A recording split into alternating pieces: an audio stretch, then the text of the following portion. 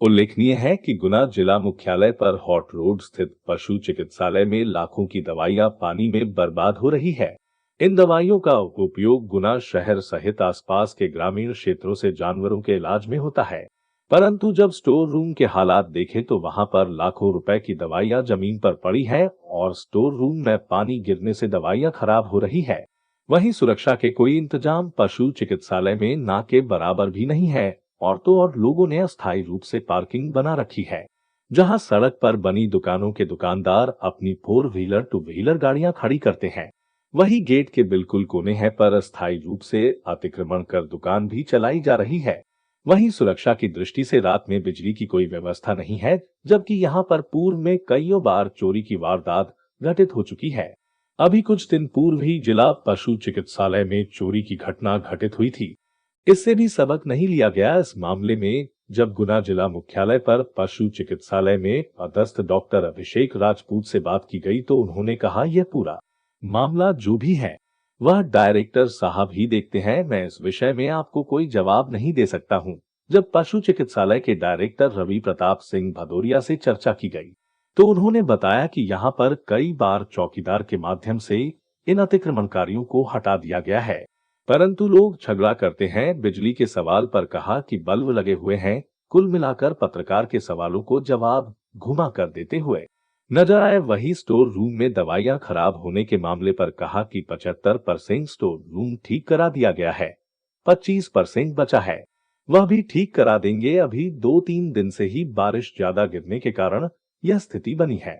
जब उनसे पूछा गया कि अभी तक आपने इनको व्यवस्थित क्यों नहीं कराया तो कहते नजर आए कि जो 4 दिन बाद स्टोर रूम ठीक करा दिया जाएगा ये सोचा जा सकता है। क्या इतनी जल्दी, वह भी बारिश के समय में, स्टोर रूम ठीक हो सकता है?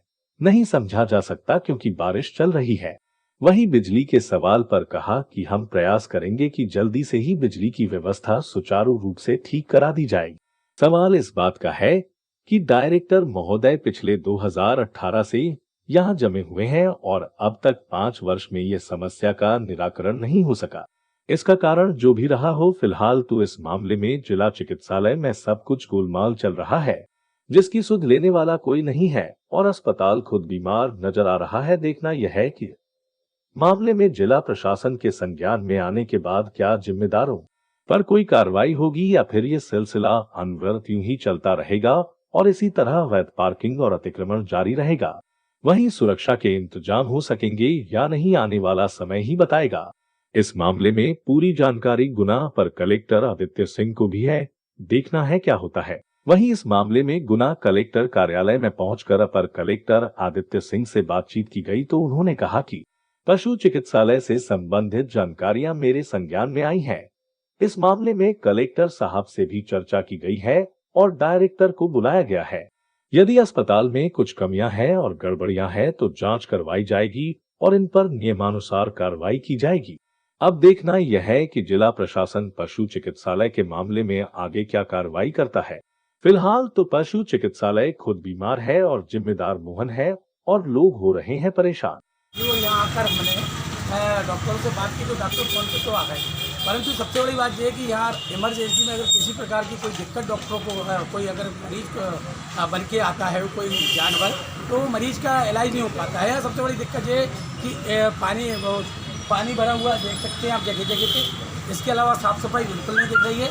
वहीं जानवरों का इलाज अगर इमरजेंसी होती है तो इमरजेंसी में जानवरों का इलाज रात में नहीं हो पाता है। कारण कल हमारी मानसिंह लोधा करके उनके यहाँ बात हुई, उनका कहना है कि लाइट नहीं है। एक ये जिला मुख्यालय की सबसे बड़ी दिक्कत देखने में आ रही है कि जिला मुख्यालय पे शासकीय संस्थान में लाइट की अभाव है। हम आगे दिखाना चाहेंगे कि आगे किस तरीके से बेतरतीब रूप से यहाँ की चिकित्सालय है। यहाँ बकायदा एक मंदिर भी है, लोग यहाँ बड़े स्तर पे यहाँ दर्शन करने आते हैं। और ये देखिए अब इन्होंने जो वृक्षारोपण किया है, वृक्षारोपण करने के बाद में किसी प्रकार की जानवरों से बचाने के लिए कोई व्यवस्था नहीं की गई है। वहीं सुनने में आता है कि जिस तरीके से जानवरों का इलाज यहाँ होना चाहिए उस तरीके से इलाज नहीं होता। रात को डॉक्टर राजपूत जो यहाँ है उनसे बात की, उनसे भी बात नहीं होती है ना। ये आप तरीके से देख सकते हैं कि किस तरीके से यहाँ का जिला चिकित्सालय जो है पूरी तरह से बीमार है और यहाँ किसी प्रकार की कोई व्यवस्था नहीं है। अगर हम दूसरे स्तर पे बात करें तो यहाँ पे जो कृत्रिम गर्भाधान का मामला होता है वो सामने बना हुआ है। यहाँ किसी प्रकार का कोई कृत्रिम गर्भाधान का मामला नहीं। हम थोड़ी देर बाद अभी डॉक्टर जो इंचार्ज हैं उनसे बात करेंगे कि ये पूरा का पूरा अस्पताल का जो माहौल है इस तरीके से क्यों बना हुआ है, क्या प्रशासन द्वारा शासन द्वारा इनको मेंटेनेंस के लिए पैसा नहीं मिल रहा है या और भी व्यवस्थाओं के लिए बजट की कमी आ रही है। बहुत सारी बातें हम देखेंगे यहाँ।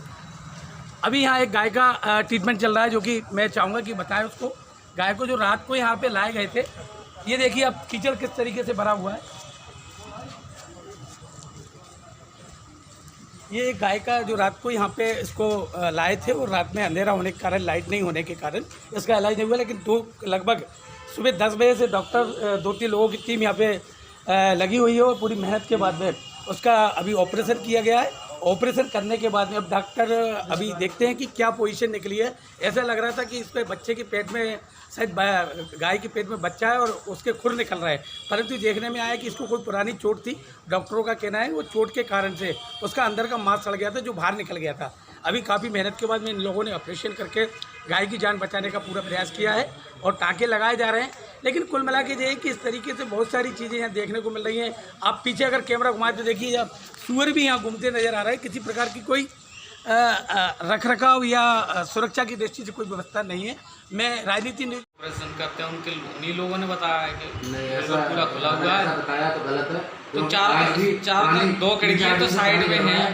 पानी अभी आपको मालूम है 3-4 दिन से लगातार पानी गिर रहा है, लेकिन उस साइड में पानी कहीं से कहीं तक भी नहीं।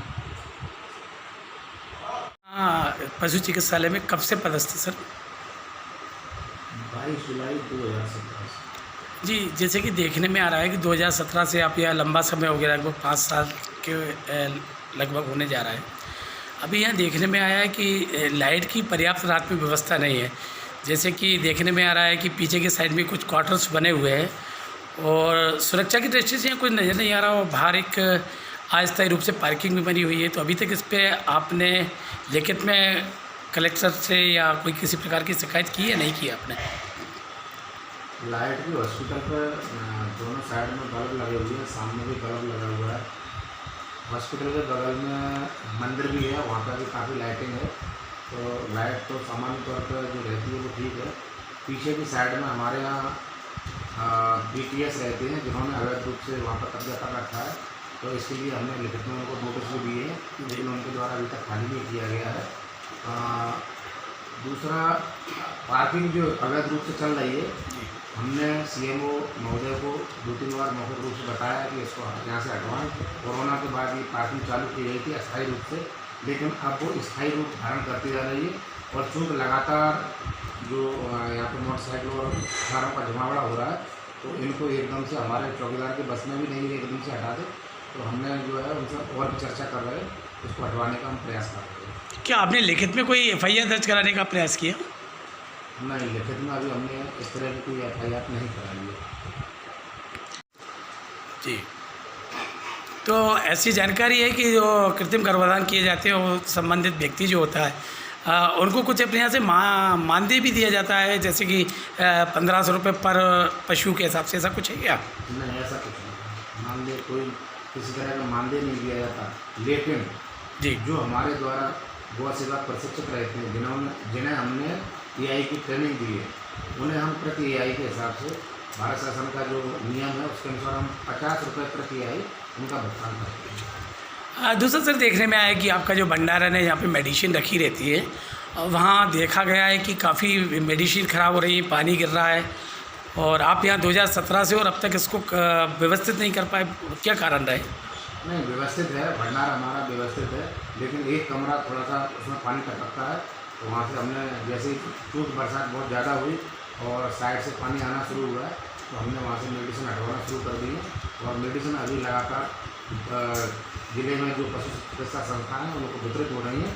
और भंडार लगभग 4-5 दिन में जो जिन कमरों में पानी बरस रहा है वहाँ से हटा के और उनको सप्लाई लगातार की जाती है। आपका कहना है कि अभी पानी ज़्यादा गिरा, पानी तो ज़्यादा 1-2 दिन गिरा है, बाकी अभी तो पानी का तो पूरा समय बाकी है, उसको कैसे क्या मैनेज कर पाएंगे, क्योंकि काफ़ी दवाई खराब हमारे पूरे कमरे नहीं टपकते हैं। जिन कमरों में पानी टपकता है वहाँ से मेडिसिन हटवा के ऐसे कमरों में रखवा रहे हैं जहाँ पर पानी नहीं गिरता है।